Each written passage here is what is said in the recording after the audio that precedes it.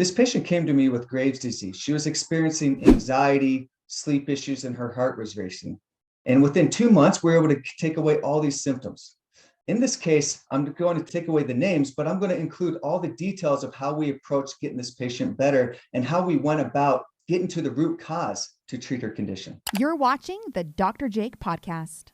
I'm Dr. Jake. I'm a naturopathic medical doctor and integrative physician in the state of Utah. On this channel, I'll share with you how you can heal your body without harmful drugs and get your energy back. Be sure to subscribe for more videos like this one. I recently had a follow-up with my patient, and I thought it was a really interesting case, and I wanted to share it with my channel here.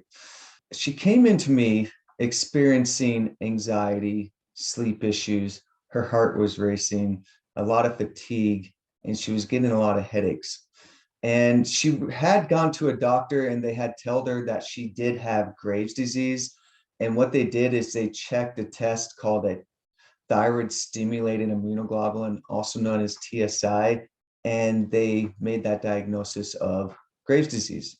Also, they saw that her TSH was suppressed and her free T4 and free T3 were really high. So I had some of those laboratory tests already done. So I had a good idea that she had Graves' disease. Her symptoms were looking like she had Graves' disease, but that wasn't all of it. She was looking at, how do I approach Graves' disease effectively?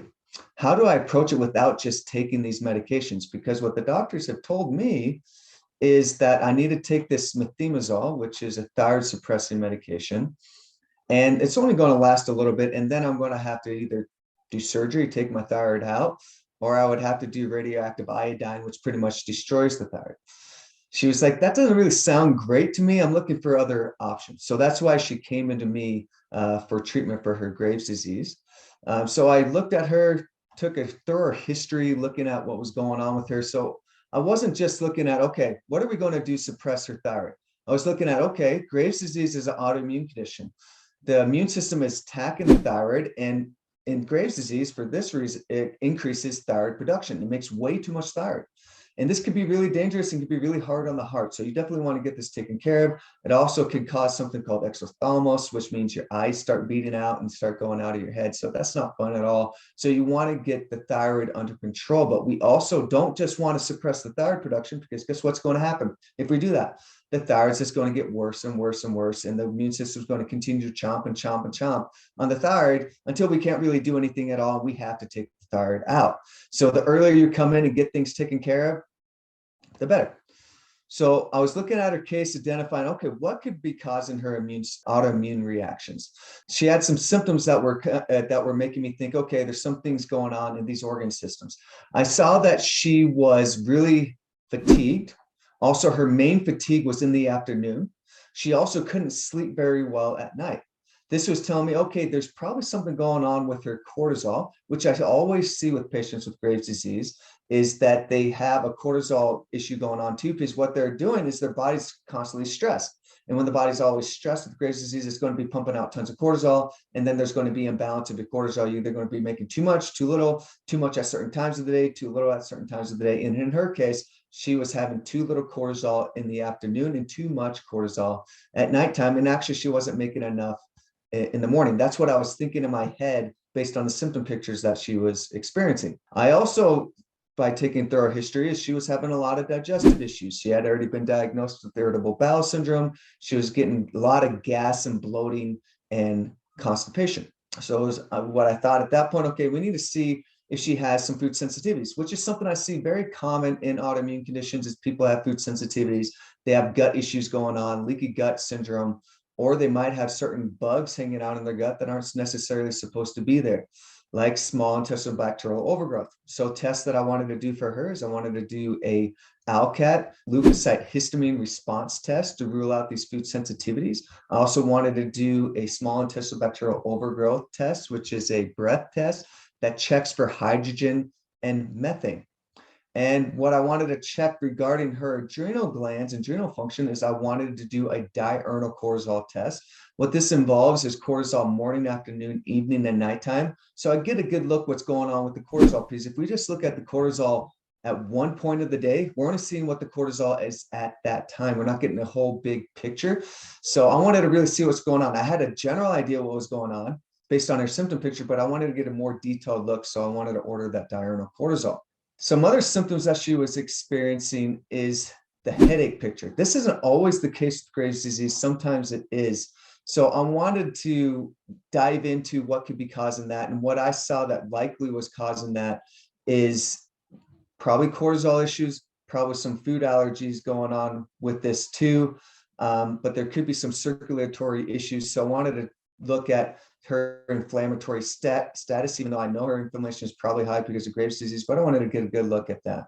So let's talk about all the labs that I wanted to order for her. We talked about some that I did, and then I ordered some others to get a baseline. She had her labs done just 6 months ago. So I wanted to retest her labs to see where they're at now. So I ordered a TSH, a free T3, or free T4. I also ordered a reverse T3. I wanted to see what was going on with her TSI. So that's the Graves' disease marker. I also wanted to see if there was some other autoimmune markers showing up with her thyroid. So I ordered a thyroglobulin and a antithyroid peroxidase antibody. I also wanted to look at her vitamin D status because I see that vitamin D is usually low, and vitamin D is one of our hormones. We might not think of it. It should be called hormonal D. It's one of our hormones that really keeps our inflammation under control, also helps us kill off bugs and keeps our bone healthy. So I really wanted to take a look at that. And one big thing with Graves' disease is it does cause some bone deterioration. So that's something we definitely want to look at too, and make sure she's getting enough vitamin D status because of that. And then I ordered a test to look at her comprehensive digestive stool analysis, which is looking at her gut function. So looking at see if she has other bugs in there besides just the SIBO bugs, looks to see if she has any yeast hanging out there, sees the imbalance of your bacteria in the gut to see if you have enough good guys compared to bad guys.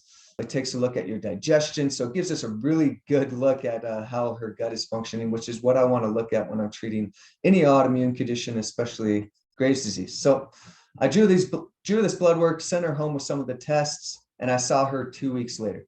We followed up. When I talked to her, I found out that her TSA was way high. I also found out that her thyroid peroxidase and thyroglobulin antibodies were really high. I also saw that her TSH was way suppressed. Her free T3 and free T4 were really high. I saw all kinds of different food sensitivities, and also I saw that she had small intestinal bacterial overgrowth. So she was positive for majority of the things that I was testing for, which is quite common. I see that these things are going on. Usually they have something going on regarding to that.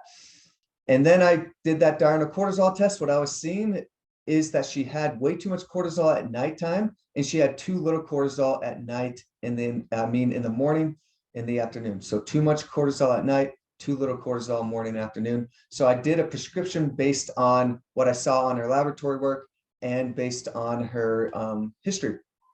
So what did I do? So I prescribed a treatment that I really love. It's a thyroid calming supplement. And what the big thing it has in this is lycopus, which is a great herb that will suppress the thyroid function. I also like to prescribe high iodine doses. Some people are like, what are you doing prescribing iodine? That's makes you produce iodine. But if we get too much, produce thyroid hormone. But if we get too much iodine, it actually suppresses it. And it's a really great suppressor of the thyroid. So we did some things to suppress the thyroid in a natural way while we are working on all the autoimmune pieces. So we worked on that. I saw that her vitamin D was low. So we started giving her a higher dose of vitamin D. We started working on healing up her gut because she had all these food sensitivities. So we gave her glutamine. We gave her a good quality probiotic, a spore biotic. We gave her quercetin to decrease the allergic reactions happening in the gut. I also wanted to decrease the inflammation directly on the thyroid. So I prescribed a medication called naltrexone. And what we call it is low dose naltrexone. And if you do high dose naltrexone, it's going to be for getting people off their heroin, opiates, etc. So if you look up naltrexone, you're like, what the heck are they doing prescribing that? But when low dose, what we see in the research, it's very gentle, but great anti-inflammatory and has a lot of research on it with Hashimoto's thyroiditis. And for Graves' disease is low dose naltrexone therapy. You start low, 1.5 milligrams, you work up to 4.5 milligrams. We did that with her. We also gave her turmeric and boswellia and fish oil to decrease that inflammatory response. Foundational thing is we needed her to get off of her food sensitivity. She had a lot of foods that she was reacting to, producing way too much histamine, which is, let's say we do all these anti-inflammatory things that I discussed, you're never going to get better if you don't stay away from these foods. So we need to stay away from these foods to stop this inflammatory reaction. Also to stop the insult on the gut. I gave some treatment for her adrenal glands, which I gave her some adrenal support in the morning and afternoon. The treatment I prescribed her was TerraBrew, which is a product I prescribed to help support energy production in a healthy way. And it's really great for helping the adrenal glands out in a very gentle way. So we prescribed that in the morning, we prescribed that in the afternoon. And then I gave her a supplement called Calm CP to calm her cortisol reaction down at night. So this decreases cortisol at nighttime so we can be able to balance out her circadian rhythm and get her producing the cortisol at the right time throughout the day. So I prescribed this treatment. I also gave her some IV procedures that I do and hyperbaric oxygen therapy to calm down the immune system, get the mitochondria working effectively, and get everything working correctly. All right, so we started the treatment. We did treatment with her asking questions periodically throughout a 2-month period of time. I had an end of the 2-month when we finished all the treatments that we were doing. I followed up with her with 2 months. We finished the IV procedures, we finished the supplements, and then we were going to talk about what do we want to do now. And I followed up with her and she said that all her symptoms were improved, that she wasn't experiencing anxiety anymore. She was able to sleep really well at night. She wasn't having her heart racing. She wasn't getting those heart palpitations. Her energy was feeling really good and her migraine headaches were doing good. So everything she was experiencing was better. That's awesome. So what I did at that point is like, okay, we still need to continue the supplements for right now. We need to continue this over a 6-month period of time to really make sure everything keeps on healing up and make sure everything's good. You still need to follow your diet appropriately. She said, good, great. I followed up with her in about 2 months after that, and she started telling me that her symptoms were still a lot better, but they were starting to get a little bit worse. I followed up with her and said, oh, how's the diet doing? She said that she wasn't following the diet perfectly. She was doing pretty good on that. She stopped many of her supplements, especially the thyroid calming supplements and many of the anti-inflammatory supplements, because she just kind of was living her life and she stopped those things. So that was one of the big reasons why her symptoms were coming back. She stopped the supplements too early. I am a huge fan of stopping things over time, but you don't want to stop it too early. So she did. We got her back on the supplements. And I recently followed up with her 6 months, 2 months after that. So 6 months after she was diagnosed, and she was feeling really great. And right now we're talking about decreasing her supplements and being able to follow up with her and seeing how she's doing with that. And I work on decreasing the supplements slowly, not going cold turkey off of them. So you go off of one for like a week, and then you go off another for a week and do it like that and see how your body's doing. Sometimes your body's not going to be ready to not have a certain supplement or not. And it was a great case. And this really gives a good understanding of how I go about treating Graves' disease. This is how I treated her, but every tiny little patient is a little bit different. I treated her individually, which is how you need to treat an autoimmune condition like Graves' disease, because some people will have one thing going on and others will have another. And we're actually able to treat the cause of what's going on. Something I left out too is we ordered her blood work again. Okay, her symptoms are better, but let's see what the blood work said. Her TSA, TSI, was not, it was in the normal range. And also her thyroid peroxidase and thyroglobulin were in the normal range now. So her thyroid is looking like it didn't have a thyroid condition anymore. It didn't look like it had Graves' disease. Also, her TSH, free T3, and free T4 were all in the normal range. So her symptoms were gone, but also her labs looked really good. So that's what we want to combine. You don't just look at the symptoms. We also want to look at the laboratory work. And she was doing really good. In the follow-up in 2 months, we saw that her labs were still looking good, but her TSI peaked a little bit. It wasn't close as high as it was, but it's starting to go up a little bit because she wasn't doing everything she needed to at the time. What do I do to wean someone off of their supplements, or how long I keep someone on supplements? This all depends on the individual, but typically I have them stay on their supplements for 6 months. And then I'm going to work on, okay, you're still doing good. Your labs look good. Let's start decreasing your supplements and see how you do. I do it one at a time. I usually start with a supplement that they're like, I really don't like this supplement. I really want to get off of that one. And if I think it's okay, I usually start with that. It's not always the case that it's okay, but usually I try to start with the supplement they want to get off. We do that for like, we slowly get off. So we take that off for a week, maybe 2.